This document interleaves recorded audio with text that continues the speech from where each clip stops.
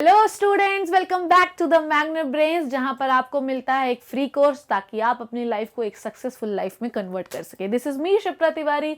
Welcome to all of you in this very very refreshing lecture. Last class में हम लोगों ने क्या पढ़ा था बच्चों? We have learned about the capacities and the volume of the lungs. ठीक है, जिसमें हमने वॉल्यूम में क्या क्या पढ़ा था? We have learn the tidal volume, inspiratory reserve volume, expiratory reserve volume, और हमने पढ़ा था रेजिडुअल वॉल्यूम।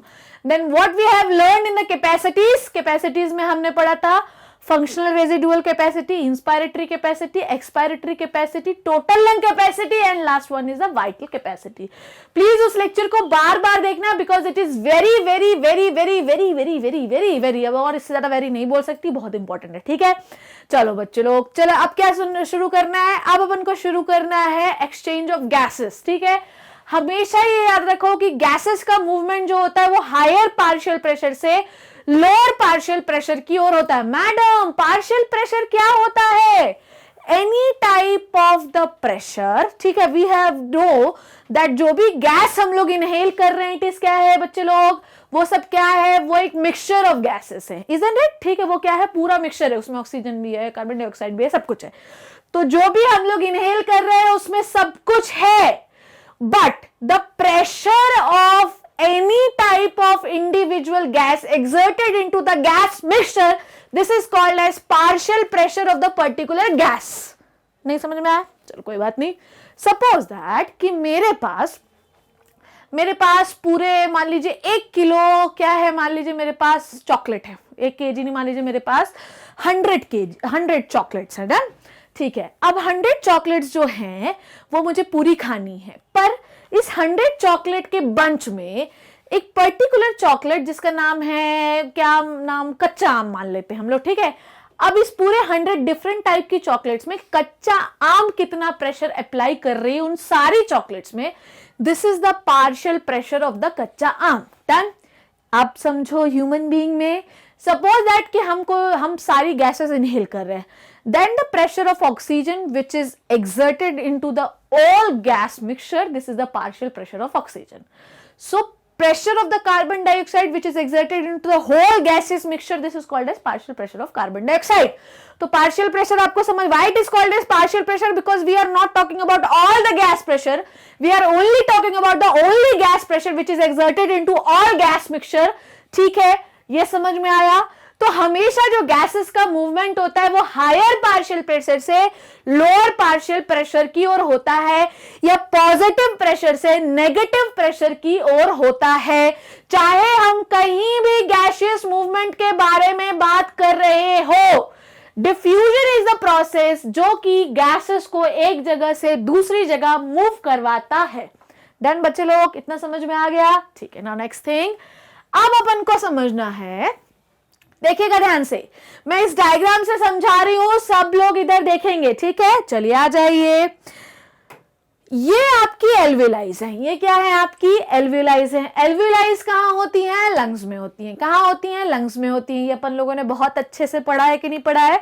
तो एल्विलाइज कहां पर है? सारी लंग्स में। जब आप इनहेल करते हैं, ठीक है, जब आप क्या करते हैं? इनहेल करते हैं इन द इंस्पायर्ड एयर, उस समय पर ऑक्सीजन का प्रेशर एल्विलाइज में कितना हो जाता है? 104 mmHg। Then what is the mmHg? It is the millimetre mercury, it is a pressure unit.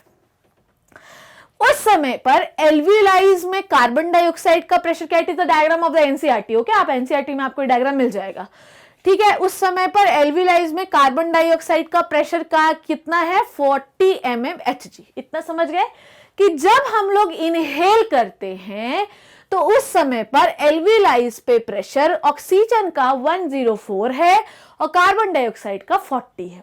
ठीक है, इतनी बात अभी ध्यान में रखना। डन? अब होगा क्या, ध्यान से समझेंगे कि pulmonary vein which is an exception, जो कि प्योर ब्लड कैरी करती है। नॉर्मली वेन कैसा ब्लड कैरी करती है बच्चों?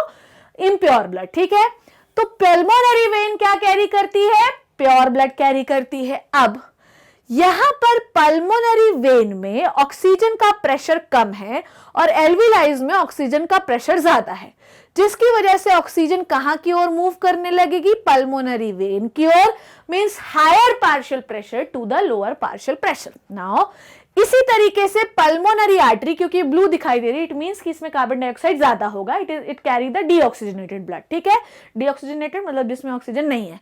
अब यहां पर कार्बन डाइऑक्साइड का पल्मोनरी आर्टरी में, जो कि एक्सेप्शन है, पल्मोनरी आर्टरी आ कहां से रही है, पल्मोनरी आर्टरी हार्ट से आ रही है, जा कहां की ओर रही है, लंग्स की ओर जा रही है, लंग्स के चारों तरफ, किसके चारों तरफ, एल्विलाइज के चारों तरफ। सो पल्मोनरी आर्टरी जो आपके हार्ट से आ रही है, वहां पर कार्बन डाइऑक्साइड का प्रेशर ज्यादा है और आपके एनवायरमेंट में इस एरिया में क्या है, कम। ठीक है, तो वो सारा कार्बन डाइऑक्साइड एल्विलाइज को देती रहेगी। तो इस तरीके से एल्विलाइज से कार्बन ऑक्सीजन जो है वो कहां आती रहेगी, पल्मोनरी वेन में, और कार्बन डाइऑक्साइड जाती रहेगी एल्विलाइज में। Done, from higher partial pressure to the lower partial pressure. Done. Now next thing आप समझिए। So we have, this is the heart. Okay, so this is the heart, जो कि pulmonary artery यहां से निकल रही है और लंग्स के पास जा रही है। यहां से पल्मोनरी वेन आ रही है, कहां से आ रही है, लंग्स से आ रही है। ठीक है, डन, इतनी बात समझ में आ गई बात। अब this is the heart, this is the heart. Now this pulmonary vein delivered the blood to the left part of the heart. हाँ मैडम, इतनी बात तो हमको पता ही, हमने 10th क्लास में पढ़ रखी है, नहीं पढ़ी तो 10th का वीडियो देखिए। So pulmonary vein delivered the pure blood or oxygenated blood to the left part of the heart. Now, systemic arteries or the aorta delivered the pure blood to the tissues. ठीक है, सब लोग इधर देखें। Pulmonary, now this is the aorta. Aorta is the main artery. तो ये कहां से निकली, left part of the heart से निकली, और पूरा ब्लड जो है वो कहां, किसके चारों तरफ लेके गई, आपके टिश्यूज, बॉडी टिश्यूज के पास। ठीक है, अब बॉडी टिश्यूज जो हैं उनको काम करने के लिए कंटिन्यूअसली क्या चाहिए, ऑक्सीजन। बॉडी टिश्यूज में ऑक्सीजन आप दे देंगे, बदले में बॉडी टिश्यूज से क्या ले लेंगे, कार्बन डाइऑक्साइड।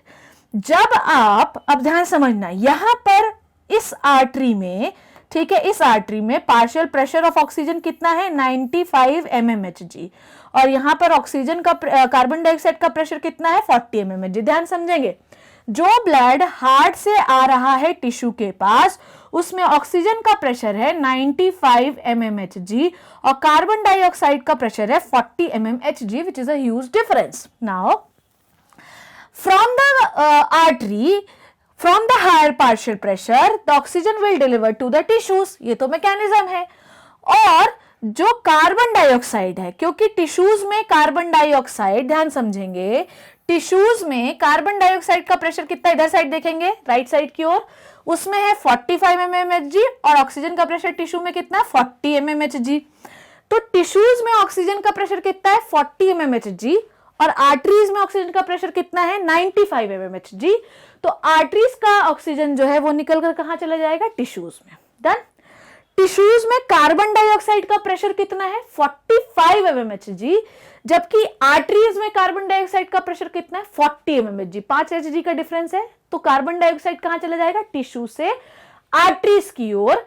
ठीक है, then the blood completely converted into the deoxygenated and then it will moves into the systemic veins or the vena cava and then it will deliver to the right part of the heart. Now the right part of the heart will take the deoxygenated blood and deliver to the pulmonary artery and then pulmonary artery again goes to the lungs to make it oxygenated. Now the alveoli gives the oxygen to the pulmonary artery, then blood become oxygenated and delivered to the pulmonary vein. तो कुल मिला के ये कहानी ये कह रही है कि हमेशा जो गैसियस मूवमेंट होता है वो हायर पार्शियल प्रेशर से लोअर पार्शियल प्रेशर की ओर होता है। पल्मोनरी, अब इधर देखो, एओर्टा कहां से निकलती है, left part of the heart से। यहां पर ऑक्सीजन का प्रेशर कितना है, 95 mmHg, जबकि टिश्यूज में क्या है, अभी कितना है ऑक्सीजन का प्रेशर, 40 mmHg। मतलब कितना डिफरेंस है, 95 और 40। ठीक है, इतना डिफरेंस है। अब टिश्यूज जो है वो किसकी ओर देख रहे हैं, सिस्टेमिक आर्टरी की ओर पे, प्लीज दे दो हमें ऑक्सीजन क्योंकि हमें काम करना है। नाउ द सिस्टेमिक आर्टरी और aorta deliver its oxygen to the tissues. ठीक है, डन। अब इसी आर्टरी में कार्बन डाइऑक्साइड, अभी आपके पास टिश्यूज के पास उसने क्या ले लिया, ऑक्सीजन, बदले में उसे क्या दे देगा, कार्बन डाइऑक्साइड। यहां पर टिश्यूज में कार्बन डाइऑक्साइड का प्रेशर ज्यादा है और आर्टरी में कार्बन डाइऑक्साइड का प्रेशर कम है, तो टिश्यूज से कार्बन डाइऑक्साइड का मूवमेंट कहां की ओर होगा, ब्लड की ओर, और ब्लड से ऑक्सीजन का मूवमेंट कहां की ओर होगा, टिश्यूज की ओर। ठीक है, so always gases moves from higher partial pressure to the lower partial pressure. ठीक है, now look at the theory, what I'm trying to say, alveoli are the main site of the gases exchange as we know that. ठीक है, तो alveoli के चारों तरफ bunch of the blood capillaries होती हैं, मैंने आपको पढ़ाई है ना ये चीज, ये आपके दिमाग में घुसी होगी ना बच्चा लोग, इतनी बात तो आपको समझ में आ गई होगी। So alveoli are the main site of the gases exchange, alveoli में ही पूरी ऑक्सीजन भरी होती है और उसके चारों तरफ जो ब्लड वेसल्स होती हैं वो कार्बन डाइऑक्साइड को देने के लिए होती हैं और उससे ऑक्सीजन लेने के लिए होती है, किससे, alveoli से। Now exchange of gases also occur in between the blood and tissues, जो कि मैंने आपको समझाया। तो हम ऑक्सीजन जो है alveoli से लेते हैं और जाके टिश्यूज को दे देते हैं, टिश्यूज से बदले में क्या लेते हैं, CO2, और जाके किसको दे देते हैं, alveoli को। O2 and CO2 exchange these side by the simple diffusion method, कोई टेंशन नहीं है, नॉर्मली डिफ्यूजन से higher pressure to the lower partial pressure की ओर मूव करते हैं। solubility of the gas as well the solubility of the gas, diffusion किस पर डिपेंड करता है, ठीक है, डिफ्यूजन डिपेंड करता है कि कोई भी गैस कितना सॉल्युबल है। अगर गैस ज्यादा सॉल्युबल है तो वो आसानी से डिफ्यूज हो जाएगी। किसमें सॉल्युबल है बेटा, ब्लड में सॉल्युबल है। ठीक है, तो कोई भी gas, carbon dioxide, oxygen, carbon monoxide, जो जितना ज्यादा सॉल्युबल होगा वो आसानी से डिफ्यूज होकर एक जगह से दूसरी जगह जा सकता है। दूसरी बात ये कि जहां से आपको डिफ्यूज करना है, suppose that tissue to blood move करना है, तो टिश्यू की सेल्स में कितना थिकनेस है, एल्विलाई से ब्लड की ओर मूव करना है तो एल्विलाइज की वॉल में कितना थिकनेस है उस पर भी डिपेंड करता है। सपोज दैट कि if the alveoli are very very thick, बहुत मोटी है, then the movement of gases will be tough. तो अगर आपकी मेम्ब्रेन पतली, आपको पढ़ाया ना respiratory criteria, the surface should be large and thin, surface अगर थिन होगा तो आसानी से गैसेस डिफ्यूज होंगी, और अगर आपका मीडियम जो है वो ज्यादा सॉल्युबल होगा गैसेस के लिए तो गैस भी आसानी से सॉल्युबल होकर मूव करेगी। Done. Now next thing, the partial pressure of oxygen in the alveolar air is 104 mmHg. ठीक है, its value in the arterial blood, artery कहां से आ रही है, लंग से आ रही है, हार्ट से आ रही है। ठीक है, आर्टरी के पल्मोनरी आर्टरी में ऑक्सीजन का प्रेशर कितना है 40, जबकि एल्विलाइज के पास कितना है 104। तो ऑब्वियसली गैस कहां से मूव होगी, एल्विलाइज से कहां की ओर, आपके पल्मोनरी आर्टरी की ओर। डन। नाउ एल्वियोली में कार्बन डाइऑक्साइड का प्रेशर कितना है 40 mmHg, जबकि वहीं पल्मोनरी आर्टरी में कार्बन डाइऑक्साइड का प्रेशर कितना है 45, जबकि 5 का डिफरेंस है। तो कार्बन डाइऑक्साइड पल्मोनरी आर्टरी से कहां की ओर मूव करेगी, एल्विलाइज की ओर। In this way according to the partial pressure exchange of gases takes place in the lungs. So we moving the gas only because of the partial pressure difference. Thus, the partial pressure of oxygen in the pure blood is the 104 and the partial pressure of the carbon dioxide in the pure blood is the 40 mmHg. तो ये कभी भी नहीं समझना है कि pure blood में carbon dioxide नहीं हो सकता। एक्चुअली प्योर ब्लड का मतलब ये होता है कि उसमें ऑक्सीजन ज्यादा है और कार्बन डाइऑक्साइड कम है। तो प्योर ब्लड में जो ऑक्सीजन है उसका प्रेशर कितना होता है 104 mmHg और कार्बन डाइऑक्साइड का प्रेशर कितना होता है 40 mmHg। Now so pure blood always goes from tissue to heart. Inspired air, अच्छा ध्यान से समझेंगे आप जो पॉइंट्स मैं आपको बता रही हूं। Inspired air, let me highlight with the red color. Inspired air contain 19.6% oxygen and expired air almost 15.7. So ultimately 4% oxygen is goes to blood from the air. इसका मतलब समझे कि आप अपने एनवायरनमेंट से करीब 20% जो है ऑक्सीजन लेते हैं। ठीक है, आप 20% ऑक्सीजन लेते हैं, पूरी गैसेस जितनी ली उसका 20% ऑक्सीजन है उसमें, पर फिर भी आपने करीब 16% बाहर कर दिया, तो ब्लड में कितना दिया, ओनली 4%। इसलिए अगर ब्रीदिंग रेट इफेक्ट हो जाएगा ना तो जो 4% ऑक्सीजन मिल रही है ना बेटा, तो वो भी नहीं मिलेगी। ठीक है, ओके, ठीक है। इसी तरीके से जितना एयर आप ले रहे हैं उसमें करीब 0.04% कार्बन डाइऑक्साइड भी होती है। हम भले ही 16% ऑक्सीजन ले रहे हैं, ठीक है, और 20% ऑक्सीजन ले रहे हैं, उसमें 0.04% कार्बन डाइऑक्साइड भी है, तो कार्बन डाइऑक्साइड भी ले रहे हैं, पर उससे ज्यादा अमाउंट मतलब 3.6% हम कार्बन डाइऑक्साइड निकाल भी रहे हैं। तो ये चीज समझना है आपको, ठीक है, कि हम जब गैस लेते हैं तो ऑक्सीजन भी आती है और कार्बन डाइऑक्साइड भी आती है। जब हम ऑक्सीजन लेते हैं तो उसका ऑलमोस्ट 16% बाहर कर देते हैं, सिर्फ 4% ब्लड में मिलाते हैं, जबकि कार्बन डाइऑक्साइड हम 0.04% ले रहे हैं, पर निकाल कितना परसेंट रहे हैं, 3.6%। मतलब टिश्यू जो है वो एक्सपायर्ड एयर में भर भर के कार्बन डाइऑक्साइड बाहर निकालती है।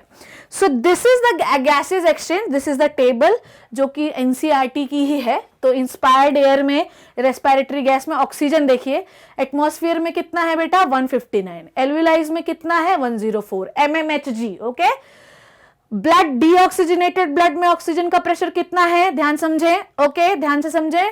डीऑक्सीजनेटेड ब्लड में कार्बन ऑक्सीजन का प्रेशर है 40 mmHg, जबकि ऑक्सीजनेटेड ब्लड में कितना है 95 mmHg, और टिश्यू में कितना होता है ऑक्सीजन का pressure 40 mmHg।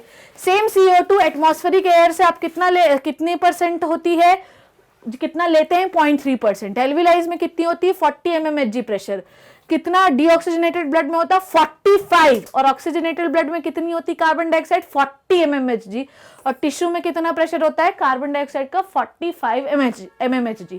So it is just the hypothetical table I think, मतलब मुझे तो इसका बहुत ज्यादा रोल समझ में नहीं आया। आपको ये डायग्राम जो है बहुत अच्छे से लर्न करना है, ठीक है।